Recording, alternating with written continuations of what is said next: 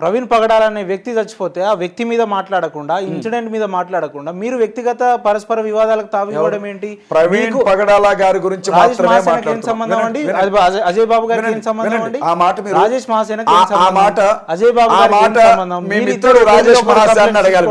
మీరిద్దరు ఒకరి మీద ఒకరు కంప్లైంట్ చేసి ఆ మాట మీ మిత్రుడు రాజేష్ మహాసేన అడగాలి. ఆయన చనిపోయిండు, శాంతి చెప్పాల్సింది పోయి మీరు ఆయన అడ్డు పెట్టుకొని వ్యక్తిగత ఆయన ఎదగాలని చూస్తున్నాడు, మీరు ఎదగాలని చూస్తున్నారు. ఇదేనా మీ కమ్యూనిటీ ఇంటర్వ్యూ? కొన్ని లక్షల మంది చూస్తారు.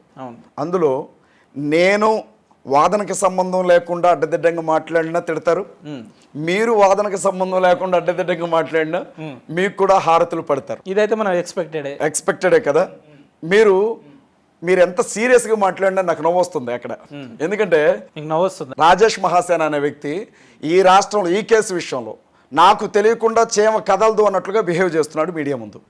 తన మహాసేన మీడియాలో ఎవరిని అరెస్ట్ చేయాలో, ఎవరికి నోటీసులు పంపాలో, ఏం చేయాలో పోలీసు వ్యవస్థ తరఫున ప్రతినిధిగా మాట్లాడుతున్నాడు, ప్రభుత్వం తరఫున ప్రతినిధిగా మాట్లాడుతున్నాడు, పార్టీ తరఫున ప్రతినిధిగా మాట్లాడుతున్నాడు. పోలీస్ డిపార్ట్మెంట్ ఏం చేయాలో మీరు చెప్తలేరా?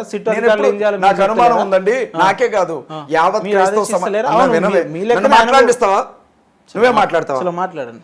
నువ్వు మాట్లాడు, వెళ్ళిపోతాం. మరి మీరు ఒక్కరే కాదే, నువ్వు మాట్లాడి నేను లేచి వెళ్ళిపోతా. నీకు చెప్పాల్సింది అనిపించినంత చెప్పాను. అది చెప్పండి.